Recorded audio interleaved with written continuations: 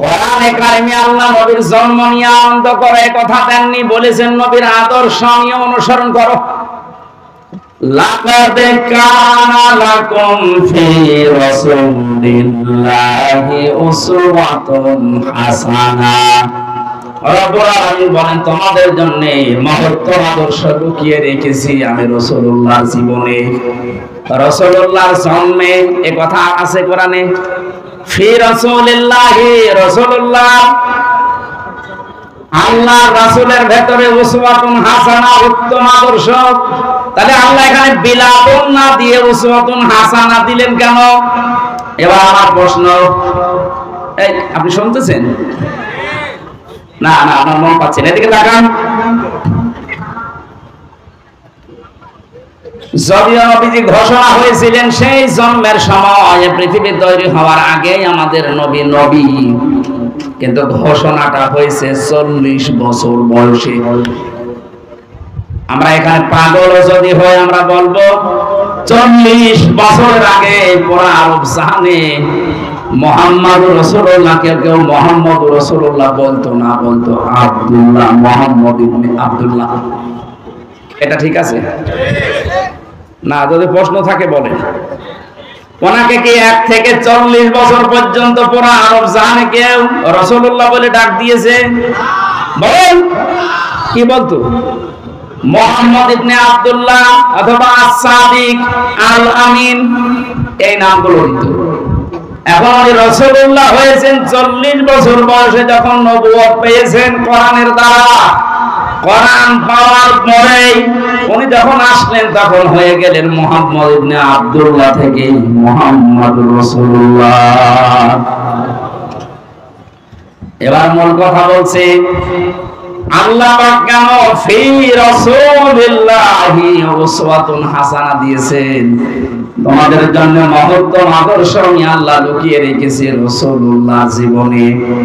মুহাম্মদ ইবনে আব্দুল্লাহ জীবনে আল্লাহ যদি বলতেন তাহলে ফি রাসূলিল্লাহ শব্দটা দিতেন না। বাস্তবতা হচ্ছে এই 1 থেকে 40 বছর পর্যন্ত এই যে মুহাম্মদ ইবনে আব্দুল্লাহ নাম বললাম, আস-সাদিক, আল আমিন, উনি বিশ্বাসী ছিলেন, আমানতদার ছিলেন। ভালো ভালো কাজ যে করেননি তা না, বহু ভালো কাজে আঞ্জাম দিয়েছিলেন।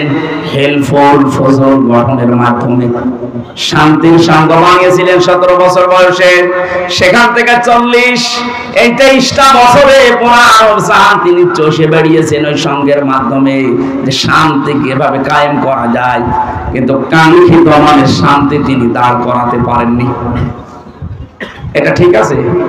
আমি আন্দাজে বলছি না, সিরাত ইবনে হিশামে আছে 23টা বছর চেষ্টা চালিয়ে কিছুই করতে পারেননি। না, ভালো ভালো কিছু কাজের আঞ্জাম দিয়েছিলেন। কেউ বিপদে পড়লে এগিয়ে যেতেন, কেউ অসুস্থ হলে তাকে সেবা করতেন, কারো ঘর বাড়ি না থাকলে টাকা পয়সা কালেকশন করে ওই সঙ্গের মাধ্যমে তৈরি করে দিতেন। কিন্তু ফল কাঙ্ক্ষিত মানের দিতে পারেননি। এই একটাই মানুষ 40 থেকে 63 এই 23 বছরে তিনি কোরআন হাতে থাকার কারণে এত পরিবর্তন করেছিলেন। তখন নিজেই বলতেছেন খায়রুল কুরুনি কারনি, আমার যুগ শ্রেষ্ঠ যুগ। অথচটা ইসলাম না। আপনি যখন কোরআনের তাফসীর করবেন দেখবেন ওই যুগ মিলছে না, ওগুলো ইসলামের সাথে সংঘর্ষে। যে মানুষ এতদিন পর্যন্ত ইসলাম মনে করে ওটা পালন করে আসছে আদর নিয়ে, মহব্বত নিয়ে, বড় আবেগ নিয়ে, তখন আপনাকে ওরা দেখতে পারবে না, উল্টা পাল্টা ধারণা করবে। এটা বাংলাদেশে আছে। এটা যখন শুরু হয়ে গেছে দেখছেন না, যে মাজারের ব্যবসা, কেন এটা দেখলাম হিসাব ব্যবসা মাজারের, আর সাধারণ মানুষ পর্যন্ত বুঝে ফেলেছে। কোরআনে কারীম এবং হাদিস বারবার আমাদেরকে সতর্ক করছে, লা তাত্তাখিযুল কুবুর মাসাজিদা, কবরকে সেজদার জায়গা মানিও না। এদেশে এখন 48,000-এর উপরে মাজার, অধিকাংশ গুলো এখন আমরা দেখতে পাচ্ছি কবর সেজদার জায়গা হয়ে গেছে। কবরে সেজদা দিলে সঙ্গে সঙ্গে আপনি মুশরিক হয়ে যাবেন। ওই অবস্থায় মরলে আপনার জন্য জান্নাত হারাম, জাহান্নাম ওয়াজিব।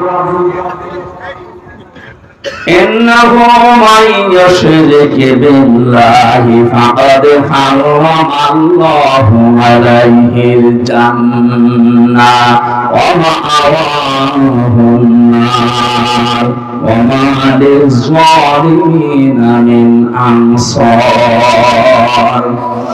সূরা নিসার ভেতরে আল্লাহ জানিয়েছেন, অবশ্যই যারা আল্লাহর সাথে শিরিক করে তাদের জন্য আমি জান্নাত হারাম ঘোষণা দিলাম। তাদের স্থান একটা আছে, তার নাম জাহান্নাম। আর জালেমদের জন্য হে নবী আপনি কোনো সাহায্যকারী পাবেন না। এই যে ওয়ামালিজ জালিমিনা, শুধু জালেম না, এই এদিকে তাকান, ওয়ামালিজ জালিমিনা বহুবচন দিয়েছেন। কোন সাহায্যকারী আপনি জালেমদের জন্য দেখতে পাবেন না। এটার বাস্তব প্রমাণ আজ বাংলাদেশ। আপনি দেখেন না দরবেশ, এ লোকটা এত বড় জালেম, জনগণের ৩৬,০০০ কোটি টাকা, যেটা আর একটা পদ্মা সেতু হয়ে টাকা আরো বেশি থাকতো। এই জালেমের অবস্থা কি এখন? যদি অনেকে টাকা পয়সা খেয়ে এখনো তার রিমান্ডে আদর করছে না, যে অফিসার গুলো তাকে আদর করছেন, অফিসার গুলো পাঠিয়ে দেওয়া দরকার। কারণ এগুলো ওই জালেমদের দোষর। ১৬২৮টা চেয়ার আছে এই দেশে এখন। যতগুলো চেয়ার ছিল ছাত্র সংস্কার, যারা ছাত্র আন্দোলন করেছে ওদের দ্বিতীয় দফা এটা ছিল যে আমরা সংস্কার চাই। যেহেতু সংস্কার আরম্ভ হয়ে গেছে, ১০০ জনের প্রায় ৬৫ থেকে ৭০টা চেয়ার মুক্ত হয়ে গেছে জালেম থেকে। বাকি আর কয়েকটা আছে, যারা আহ্বানে আছেন, যারা দায়িত্বে আছেন, আমরা জোর দাবি জানাচ্ছি এই ৩০-৩৫টা চেয়ারও ক্লিয়ার করে। কোন জালেমকে আমরা চেয়ারে দেখতে চাই না। জালেমদেরকে রিমান্ডে নিয়ে ওরা টাঙিয়ে রাখতো উপরে। মানে এত বড় শয়তান, ইসলামের গোড়া কেটে দিয়েছে আনিসুল হক। জানেন কি করেছে? দরবেশ কোরআন হাতে নিয়ে বলেছিল এর ভেতরেও সমস্যা আছে। একটা টাটকা কাফের না?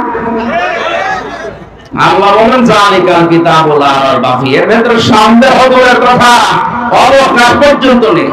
আর বলছে না এর ভেতরে সমস্যা আছে, তবে মেজর না, হাদিস তো আছে। কোরআনে যে লোকটা সন্দেহ করতে পারে বেঈমানদার না বেঈমান? আরে বেঈমানরা শুনলাম রেখেছে এসি ঘরের ভেতরে, ওরা বাড়ির খাবার খাচ্ছে। আর আমাদের ২৪ ঘন্টা ফাঁসির কন্ডেল ছেড়ে তালা লাগিয়ে রাখতো, বাড়ির খাবার তো বড় কথা, নিজের খাবার দিত না। কারা দিচ্ছেন আমরা কিন্তু জানি, কারণ ওই পাতা আমার পড়া আছে। দরবেশের উল্টা পাল্টা টাকা আছে, তো এখান থেকে টাকা খাচ্ছেন আর ওর সাথে আচরণ ভালো করছেন। জালেমের সাথে কোনো আচরণ ভালো নেই, কারণ জালেমরা আল্লাহর মামলার আসামি। জনগণ তো মামলা দিয়েছে, ওরা সরাসরি কার মামলার আসামি? তাদের সাথে যে আচরণ করছেন এই দৃশ্যগুলো বাইরে এখন আসতেছে। মানুষ কিন্তু আবার জালেম হওয়ার পায়তারা করবে, কারণ সামনে যারা আছে এরা যদি আবার ফালা পায়, এরা মনে করছেন যে আল্লাহর ওলি হয়ে যাবে, এরাও জালেম হয়ে যাবে। সুতরাং এমন আচরণ করেন জালেমদের সাথে যেন কিয়ামত পর্যন্ত কেউ জালেম হতে না পারে।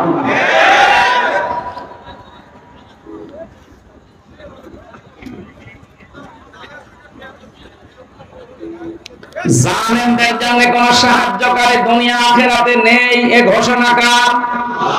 আল্লাহর ঘোষণা। ভাইলাট করে এই ঘোষণাকে ওভারটেক করে, ওভারকাম করে যারা জালেমদেরকে সাহায্য করছেন এখনো, আপনি থামেন না তো আপনিও কিন্তু টার্গেটে পড়বেন। কথা বলেন না কেন?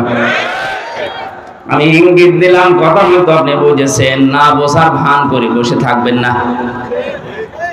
আল্লাহ বলেন ওয়ামালিজ-জালিমিনা মিন আনসার, কোন জালেমের সাহায্যকারী কেউ হবে না। আল্লাহর ঘোষণাকে যারা ওভারকাম করে জালেমকে সাহায্য করছেন, আপনিও টার্গেট। হামজা কার? বলেন বলেন, জালেমরা যে আল্লাহ টার্গেট এটা আমি বানালাম। হ্যাঁ, কোরআন কারীম জানিয়েছে ইন্নামাস সাবিলু আলাল্লাযীনা ইয়াযলিমুনান নাস। সূরা সূরা 25 নম্বর পারা 6 নম্বর পৃষ্ঠা 13 নম্বর লাইনের 42 নম্বর আয়াতটা প্রথম অংশে আছে। তাফসীরে ফি জিলালিল কোরআন পাবেন। আল্লাহ পাক বলেন পৃথিবীর মানুষেরা আমি কিন্তু জালেমের বিরুদ্ধে নিজে মামলা দেব। সুতরাং এই 15.5 বছরে কে কি জুলুম করেছেন আপনি কিন্তু নিজে জানেন। ভাই নফসের উপরে জুলুম করেছে, নাই পরিবারের উপরে, নাই সমাজের উপরে, নাই রাষ্ট্রের উপরে, নাই জনগণের উপরে। যাই জুলুম করেছেন তারা আল্লাহর মাওলার আসামি। উনি যেমন নাম ধরে বলছিলেন আমিও বলছি, একেবারে খোলাখুলি বলছি, দেশের যে দায়িত্বে ছিল পালিয়ে গেছে এই মহিলা থেকে শুরু করে যারাই তার দোষক সবগুলো আল্লাহর মামলার আসামি। আপনার যদি বিশ্বাস না হয় তাহলে সূরার 42 নম্বর আয়াত কেটে বাদ দিয়ে দেন। ওদের দুনিয়া শেষ, জালেমদের দুনিয়া আর নেই, আখিরাতও শেষ। কারণ চোখ বন্ধ হতে দেরি হবে, জালেমদের শাস্তি যা হচ্ছে এর চাইতে 70 গুণ বেশি বেড়ে যাবে। যারা আল্লাহর মামলার আসামি হয় আপনি কি মনে করছেন আল্লাহ তাদের এমনি ছেড়ে দেবে? বলেন, আমার মামলার বাদী ছিল সরকার, এজন্য আমরা ছাড়ে নাই। আর জালেমরা বাদী, আল্লাহ নিজে জালেমদের বিরুদ্ধে বাদী হয়ে মামলা দেবে, অথচ তিনি বিচারপতি। আলাইসাল্লাহু বিআহকামিল হাকিমিন, সবচাইতে বড় বিচারপতি কে? তিনি নিজে বাদী, নিজে মামলা দায়ের করছেন, নিজে রায় দেবেন, নিজেই বিচারপতি। জালেমদের কোন রকমের ফাঁক ফোকর পাবে আর? জালেম যারা তাদের সব শেষ হয়ে গেছে। এখন অনেককে দেখতে পাচ্ছি জালেমের তোষামত করছে, চোখে কিছু করে নাই, হা করেছে, আয়না ঘর করেছে, কিছু করে নাই মানে যা করেছে ও বলার মতো না। আপনাকে যদি 10 দিন ওখানে রাখা যায় আপনিও জালেমের প্রতি বদদুয়া দিবেন। মাটির নিচে ছিলাম, আমি টের পেয়েছি যে জায়গাটা কত কঠিন, এই জন্যই তো কথা বের হচ্ছে মুখ দিয়ে। এখনো যারা জালেমের তোষামতি করেন, সাফাই গান, তাকে সাহস দিচ্ছেন, আপনি কিন্তু নবীর সুপারিশ থেকে বঞ্চিত হয়ে যাচ্ছেন। তিরমিজি শরীফের হাদিস, নবীজি বলেন 2 প্রকার মানুষকে আমি নবী কোনদিন সুপারিশ করব না। তার 1 নম্বরে যারা জালেমের সাফাই গায়, জালেমের তোষামতি করে, জালেমের প্রশংসা করে, জালেমকে সাহস দেয়, সাহায্য করে, আর যারা দুনিয়ায় বেদাত আবিষ্কার করে। আশা করছি আপনি থামবেন। এরপরও যদি আপনার চরিত্র না পাল্টায়, একটা কারণ এখানে আছে। আমরা অনেকে বলি যে এত দোয়া করেন, এত কিছু করার পরে অনেকে তো ভালো হয় না, না হবে না। কারণ কি? আল্লাহু লা ইয়াহদিল কওমাজ যালিমিন। আল্লাহ পাক বলেন আমি জালেমদেরকে পথ দেখাচ্ছি না, দেখাবো না। এজন্য জুলুমের মাত্রা যাদের শেষ হয়ে যায়, পরিপূর্ণ হয়ে যায়, ও মানুষগুলো যদি পরিবর্তন হওয়ার চেষ্টাও করে আল্লাহ তখন আর নেয় না, যেমন ফেরাউনকে নেয়নি। এত অত্যাচার করার পর মানুষের মনের ভেতরে কোনো প্রতিক্রিয়া আসে না, কোনো পরিবর্তন আসে না। এখনো পর্যন্ত কিন্তু জালেমেরা যারা, ওরা এখনো পর্যন্ত উল্টাপাল্টা কথা বলছে। এদের কপালে আর হেদায়েত নেই। কারণ ইহাদি এটা মজারে, বর্তমান, ভবিষ্যৎ, প্রেজেন্ট, ফিউচার, আল্লাহ ওদেরকে এখন পথ দেখাচ্ছেন না, হেদায়েত দিচ্ছেন না, ভবিষ্যতেও দেবে না। যদি কোন জালেম ভালো হয়ে যায় তাহলে বুঝতে হবে কোরআনে আল্লাহর কথা ঠিক নেই। কথা বুঝতেছেন? কোন জালেমের জন্য ভালো হয় না, মরে যাবে, তারপর ওর বৃদ্ধি কমবে না। আবু জাহেল যেদিন সবাই হচ্ছিল, আব্দুল্লাহ ইবনে মাসউদ রাদিয়াল্লাহু তাআলা আনহু তিনি যখন বুকের উপরে চড়ে বসলেন, ছুরি চালিয়ে দিলেন, ডাক দিয়ে বলে তুই কে?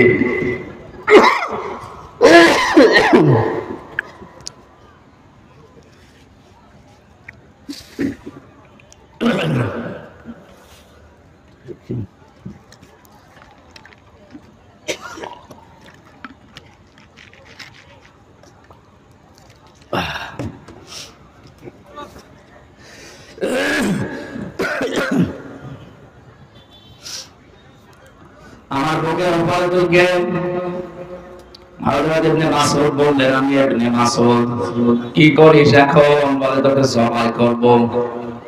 জবাই যদি করো তো আমার গলাটা একটু বড় করে কাটো, মানুষ যেন দেখে বুঝতে পারে যে এটা নেতার মাথা। শয়তান দেখছিস মরে যাচ্ছে, গলা আলাদা হয়ে যাচ্ছে, তারপর বৃদ্ধি কমছে না। কি অপমান হয়ে গেল, এরপরও বৃদ্ধি কমেছে, ষড়যন্ত্র চালিয়ে যাচ্ছে। গত বছর দিন ওনার ছেলে একটা স্ট্যাটাস দিয়েছে, দেশের মানুষ আমার মাকে কুকুরের মতো তাড়িয়ে দিয়েছে। একটা কথা, দেশের মানুষ আমার মাকে কুকুরের মতো তাড়িয়ে দিয়েছে, এর জায়গায় কি অপমান হবেন? এরপরে যদি আপনার বৃদ্ধি না কমে, ষড়যন্ত্র না কমে, বুঝতে হবে ফেরাউনকে আল্লাহ যা করেছিল আপনাকেও তাই করবে। কারণ জুলমের মাত্রা যখন পার হয়ে যায় তখন আল্লাহর দায়িত্ব ছেড়ে দেয় না, তোর কপালের হেদায়েত নেই। যদিও ফেরাউন শেষে বলেছিল আন্নাহু লা ইলাহা ইল্লাল্লাহ, বলতে পারে নাই। যারা আলেম বসে আছেন তাদেরকে বলছে, ফেরাউন যখন খাবি খাচ্ছিল, একবার নিচে একবার উপরে, ওই সময় কিন্তু বলেছিল আন্নাহু লা ইলাহা ইল্লাল্লাহ, বলতে পারে নাই। ইল্লাল্লাহ বলতে যাবেন, ফেরেশতা জিবরাইল এক খামলা কাদা এনে মুখের উপরে দিয়ে বলছে, তোর বলার দরকার নেই। কেন? আল্লাহ বলেন, এখন আকাদ আসাইতা ক্বাবলু ওয়া কুনতা মিনাল মুফসিদিন, এর আগে তুই সবচাইতে বড় স্বৈরাচারী ছিলি। এই যে স্বৈরাচার এই শব্দটা কোরআনে আছে। মুফসিদিন শব্দের শাব্দিক অর্থ স্বৈরাচার, ফ্যাসাদ সৃষ্টিকারী, বিশৃঙ্খলা তৈরি করে ফায়দা লুটে যে তাকে মুফসিদিন বলা হয়। মুফসিদ এই মানুষগুলো বহু চেষ্টা চালিয়েছে। আগস্টের 5 তারিখের পর থেকে আজকের এই 14 তারিখ পর্যন্ত 1 মাস কয়েকদিনে কতবার বিশৃঙ্খলা করার চেষ্টা চালিয়েছে ওখানে বসে বসে, একটাও এদেশের মানুষ অবলম্বন দেয়নি। আপনি দেখেন, বিদায় নেওয়ার পরে একটা তুলেছিল শো হিন্দুদেরকে দিয়ে, যে দেশের সংখ্যালঘু আছে এদের উপর কিন্তু অত্যাচার হবে। আল্লাহ পাক হয়ে দেশের মানুষের ভেতরে এমন একটা কিছু জাগিয়ে দিয়েছে, দেখা যাচ্ছে মন্দির পর্যন্ত আলেমরা পাহারা দিচ্ছে। ওরা যখন দেখলো যে না, এ তো হাড়ে পানি নিচ্ছে না, তখন একেবারে প্রধান বিচারপতি, যেটা অবৈধ ছিল, ওরে দিয়ে একটা চেষ্টা চালিয়েছিল, ও করার চেষ্টা চালিয়েছে। আমার মনে হয় আল্লাহ নিজে হ্যান্ডেলিং করে ওটা একেবারে নস্যাৎ করে দিয়েছে। 3 নাম্বার চেষ্টা চালিয়েছিল আনসার দিয়ে। কিসের আনসার? পুলিশ ছাড়া যদি দেশ চলতে পারে, আনসার ছাড়া দেশ চলবে একা। কোনো দরকার নেই, সাদা বিলুপ্ত করে দিন। 42,000 আনসার নিয়োগ হয়েছে এই কয়েক বছরে, তার 32,000 রূপালী। আর আমরা যে 63 জেলার মানুষ আছি, আমরা কি ঘাস কাটছি ঘোড়ার? সব আনসার হবে গোপালের। আর আমরা কি আন্দোলন তোরা এমনি করে নাই। দিনাজপুরের লোকেরা জিপিএ 5 পাওয়ার বড় চাকরি হবে না, আর গোপালগঞ্জে বাড়ি হলে তাদের 2.5 হলে চাকরি হয়ে যায়। বান্ডামি করার জায়গা পাও না। আজকে এক আনসারের লাইভ দেখলাম, অবশ্য আমাকে টাকা পয়সা দিয়ে লাগিয়েছে, করব কি মনে করলাম যে হবে, কিন্তু হইল না। এরপরে যখন পারে না, ডাক্তারদের আর নার্সদের লাগিয়েছিল, ওইটাও হালে পানি নেয়নি। এরপরে লাগিয়েছে গার্মেন্টস কর্মীদের, এটাও হালে পানি নেবে না, কারণ যারা দায়িত্বে আছে খুব বিচক্ষণেরা। আমার যতটুকু ধারণা হচ্ছে, জালেমদের যা চরিত্র, এই 15 বছর তো আমরা দেখেছি, ওরা শেষ পর্যন্ত দেখবেন রাজবাড়ির গোয়ালন্দ ঘাটের বেশ্যা মহিলাদের রাস্তায় নামাবে। আমি আর নিচে নামলাম না। আল্লাহ সমাজ যদি ফেরাউনকে ডাক দিয়ে বলতে পারে, এখন কিসের কালেমা পড়িস তুই? এই কালেমা মানুষগুলোকে এতদিন পর্যন্ত যা করেছিস, তোর কোনো ক্ষমা নেই। আমার মনে হয় এখন পৃথিবীতে যারা ওই ফেরাউনের উত্তরসূরি, তাদেরও আল্লাহ ওই অবস্থাই করছে। ওরাও কালেমা নসিব করতে পারবে না, ও মানুষগুলো ভালো হবে না, ভালো হবে না। তার প্রমাণ 1 মাস কয়েকদিনে তো দেখতে পাচ্ছি। ভালো হলে এর ভেতরে হয়ে যেত, এক পা কবর এক পা ডাঙায়। এরপরও যদি মানুষের পরিবর্তন না আসে, যা আবার কবে আসবে? আল্লাহ পাক বলে,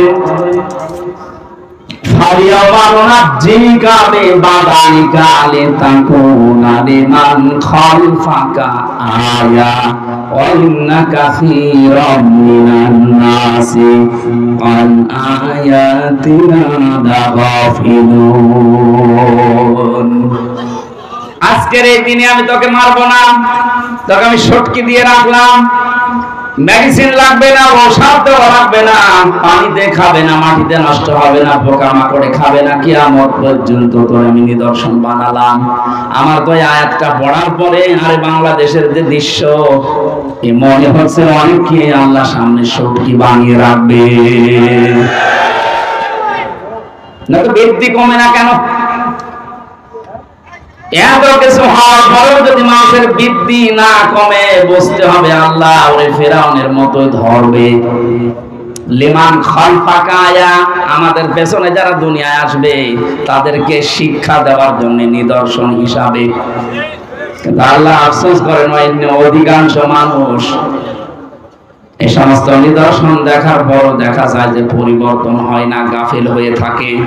আমরা যেন গাফেল হয়ে না থাকি, আমরা যেন একটু শিক্ষা নিতে পারি এদের জীবনী থেকে, বলেন আমি। সুতরাং কবরকে সেজদার জায়গা বানানো নিষেধ, এ ঘোষণা নবীজির। কার? বলেন বলেন, আরো জোরে বলেন।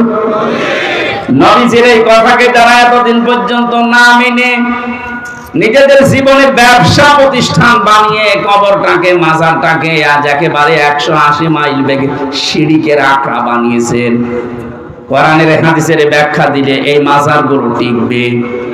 যেখানে প্রকাশ্য জেনা হয়, আপনাদের রংপুর বিভাগে এগুলো নেই, আপনারা বেঁচে গেছেন। এগুলো চট্টগ্রামে আর সিলেটে বেশি। ঘরে ঘরে মাজার বানিয়ে ব্যবসা চালাচ্ছে। আর আমার মনে হচ্ছে যত শয়তান আল্লাহ সব পাঠিয়েছে ওই লাইনে। চেহারা দেখলে বোঝা যাচ্ছে আজ আল্লাহর দুশমন। দাড়ি, গোঁফ, চুল একেবারে সব সমান সমান। নারী পুরুষের যে অবাধ মেলামেশা, আর গাঁজা তো আছেই। এই জন্যই তো হক্কানি আলেমরা বলছে কোরআনের সাথে এগুলো মেলে না, হাদিসের সাথে মেলে না। কিসের মাজার? সব ভেঙ্গে গুড়িয়ে দাও। মাজার যদি এত দামি জিনিস হতো, এই যে এখানে হাসি বসে আছে না, আলহাজ জাহাঙ্গীর আলম, এই যে আলহাজ মোয়াজ্জেম হোসেন, সারাটা জীবনের অর্ধেক সময় কাটিয়েছে মদিনায়, মক্কায়। জিজ্ঞাসা করেন তো, হযরত উসমানের কবর পড়ে আছে, তিনি একটা পাথর দেওয়া শুধু। আর গরু ছাগল মরে যায়, 3 তলা কবর। ওসমানের মতো মানুষ যদি এমনি সাধারণ ভাবে পড়ে থাকতে পারে, কোনো ঘেরা দেওয়া নেই, শুধু একটা পাথর দেওয়া মাথার কাছে, 1500 বছর পড়ে আছে, আর তুমি কি এত দামি মানুষ, তোমার কবর মাথার পাকায় করা লাগবে? আবার উপরে নাম লিখে দেয় টং টং শাহ। আজকে দেখলাম টং টং শাহ রহমতুল্লাহ আলাইহি এই টং টং কোন মানুষের নাম হয়? আরে আল্লাহ বলি হয় কি করি? এগুলো সব ব্যবসা। কোরআনের ব্যাখ্যা করলে এগুলো টিকবে না, তখন আপনি ওদের মন পাবেন না। ওরা আন্দাজে তখন ধারণা করবে যে মনে হয় আমাদের বিরুদ্ধে। কেন আপনি ওই দিকেও তাকাবেন না, আমার কোরআনের কথাগুলো স্পষ্ট ভাবে বলবেন, কারণ এটার দ্বারা মুমিনদের উপকার হবে। কাদের? আমাদের ভেতরে ঈমান আছে তো? বলেন ইনশাআল্লাহ, বলেন ইনশাআল্লাহ। অবশ্যই আজকের আলোচনায় আমাদের কাজ হবে যদি আমাদের ঈমান থাকে। আল্লাহ কোরআন বলছে যিকরালিল মুমিনিন, কোরআন মুমিনদের জন্য উপকার বয়ে আনবে। আমাদেরকে আল্লাহ যেন কিছু দেয় কোরআনের মাধ্যমে, বলেন আমিন। যে বেটা রবিউল আউয়াল মাসের 10 তারিখ আজকে বিশ্বনবীর জন্মের মাস। এটা যদিও 12 রবিউল আউয়াল প্রসিদ্ধ এটা, কিন্তু এর আগে 9 তারিখও হতে পারে, 10 তারিখ, 11 তারিখ, যে কোনো দিন হতে পারে। বিশ্বনবীর জন্ম নিয়ে যারা একেবারে তাল মাতাল করে ফেলছে, আমি বললাম যে রামপুর বিভাগের মানুষেরা বেঁচে গেছে, এগুলো চট্টগ্রামে যান এখন ঈদে মিলাদুন নবী নাম দিয়ে কি যে আরম্ভ করেছে এরা। আমি কয়েক মিনিটের ভেতরে এই সঠিকটা তুলে ধরছি। ঈদে মিলাদুন নবী যে নাম দিয়েছেন, বিশ্বনবী জানিয়েছেন আমার উম্মতের জন্য আল্লাহ 2টা ঈদ দিয়েছে, একটা ঈদুল আযহা, ঈদুল ফিতর। এর বাইরে কোনো ঈদ নেই। নতুন করে যদি কেউ ঈদ বানায় এটা বেদাত। বলেন, কিছুক্ষণ আগে যে হাদিস বললাম, যারা বেদাত আবিষ্কার করে তাদের জন্য নবীর সুপারিশ হারাম। বলেন বলেন। সুতরাং নতুন করে যাদের ঈদ বানিয়েছেন, নবীর জন্ম নিয়ে বলেন আর বাপের জন্ম নিয়ে বলেন, যারাই বানিয়েছেন তারা বেদাত করেছেন। আর বেদাত করলে কোনদিন আপনি নবীর সুপারিশ পাবেন না। নবীর সুপারিশ না পেলে জান্নাত পাবেন না। কথা বলেন। এর সাথে আমরা আছি না নেই? কিসের ঈদে মিলাদুন নবী? মিলাদ শব্দের শাব্দিক অর্থ হচ্ছে জন্ম। মিলাদ মানে কি বলেন না কেন? কোরআনে কারিমে আল্লাহ নবীর জন্ম নিয়ে আনন্দ করে কথা দেননি, বলেছেন নবীর আদর্শ নিয়ে অনুসরণ করো। লাকাদ কানা লাকুম ফি রাসূলিল্লাহি উসওয়াতুন হাসানা। রব্বুল আলামিন বলেন, তোমাদের জন্য মহত্তম আদর্শ লুকিয়ে রেখেছি আমি রাসূলুল্লাহর জীবনে, রাসূলুল্লাহর জন্মে।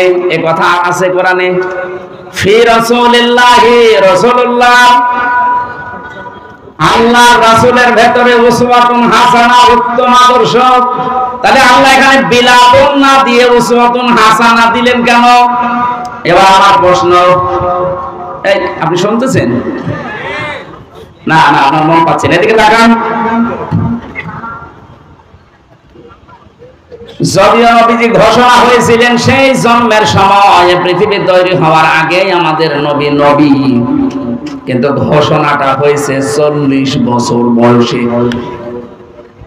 আমরা এখানে পাগল যদি হয় আমরা বলবো 40 বছরের আগে পুরো আরব জাহানে মুহাম্মদুর রাসূলুল্লাহ কেউ মুহাম্মদুর রাসূলুল্লাহ বলতো না, বলতো আব্দুল্লাহ, মুহাম্মদ ইবনে আব্দুল্লাহ। এটা ঠিক আছে না? যদি প্রশ্ন থাকে বলেন। ওনাকে কি 1 থেকে 40 বছর পর্যন্ত পুরো আরব জাহানে কেউ রাসূলুল্লাহ বলে ডাক দিয়েছে? বলেন, কি বলতো? মুহাম্মদ ইবনে আব্দুল্লাহ অথবা আস-সাদিক, আল আমিন, এই নামগুলো দিত। এখন রাসূলুল্লাহ হয়েছেন 40 বছর বয়সে, যখন নবুয়ত পেয়েছেন কোরআনের দ্বারা। কোরআন পাওয়ার পরেই উনি যখন আসলেন তখন হয়ে গেলেন মুহাম্মদ ইবনে আব্দুল্লাহ থেকে মুহাম্মদুর রাসূলুল্লাহ।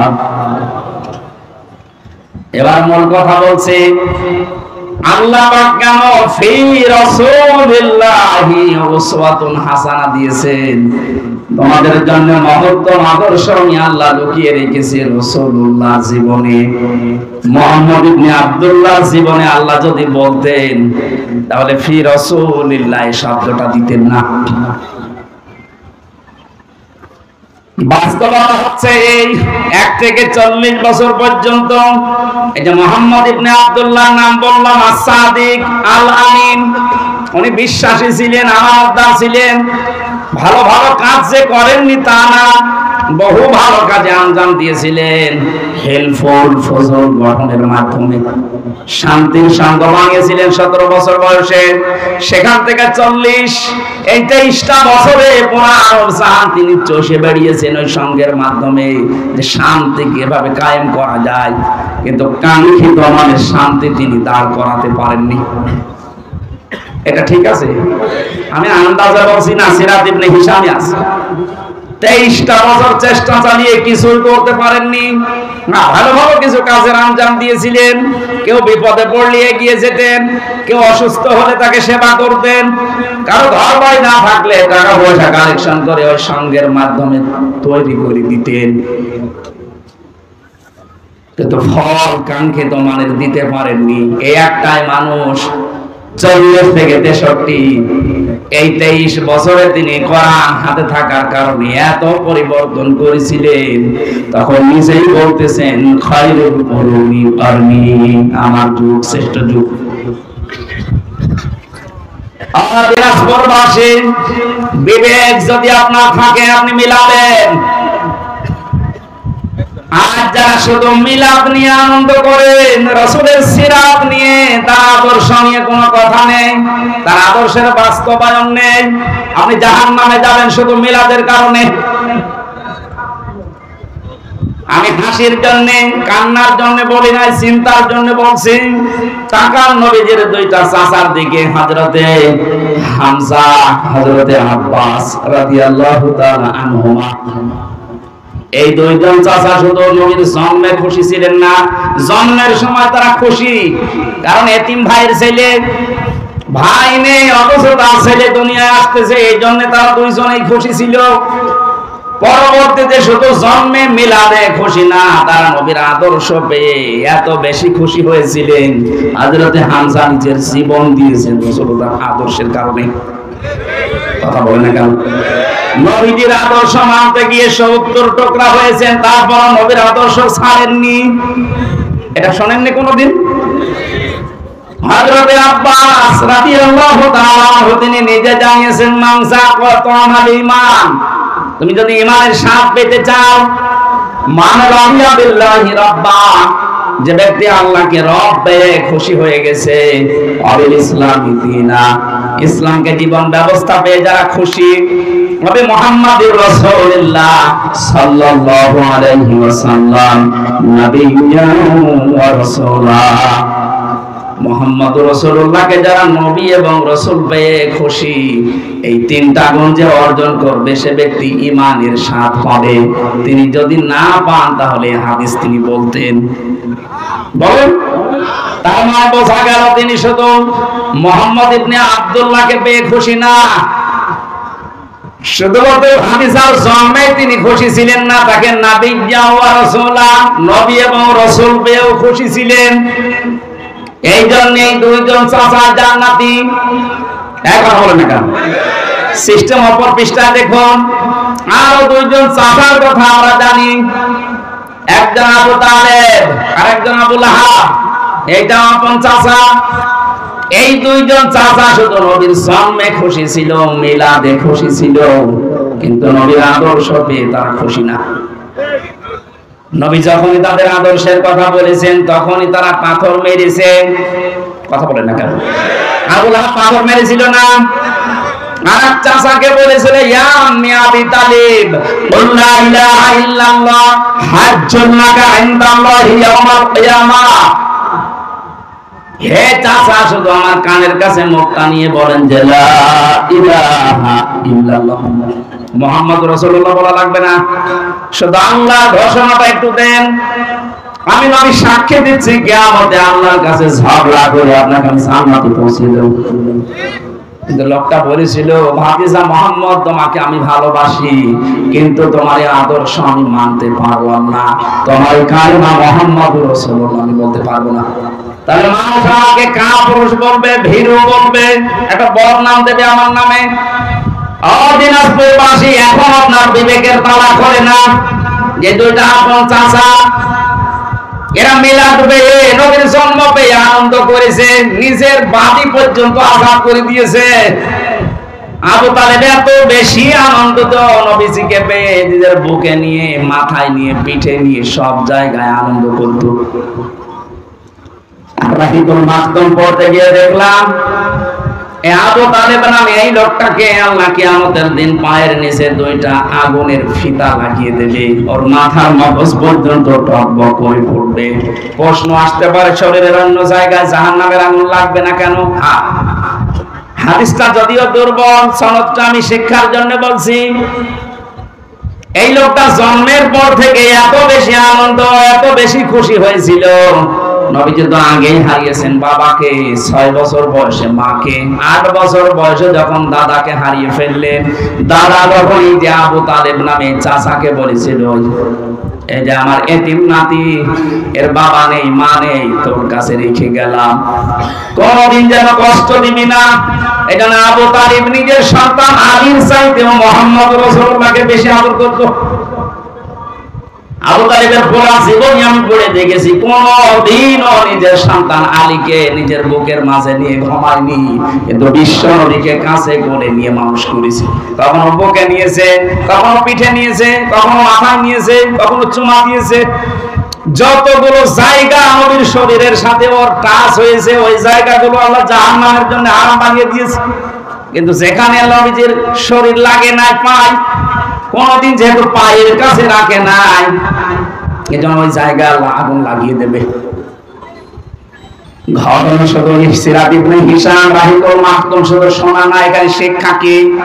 এত বেশি মিলাদে যে লোকটা খুশি, তার পায়ের নিচে যদি আগুন লাগতে পারে, যে লোকটা এত বেশি খুশি মিলাদে নিজের বাতি পর্যন্ত আজাদ করে দিয়েছে আবু লাহাব, যে 2 আঙ্গুল দিয়ে ভাবে করেছিল, এই 2 আঙ্গুল কিয়ামত পর্যন্ত শুধু মুখের ভেতর দিয়ে চুষতে থাকবে, আনন্দ পাবে, শান্তি পাবে, সুখ পাবে। আল্লাহ নষ্ট করে দেয়নি, নবীর জন্য যা করেছে, কিন্তু জাহান্নামে যাবে, কারণ শুধু মিলাদে খুশি, আদর্শে খুশি না। আমার কথা বুঝেছেন?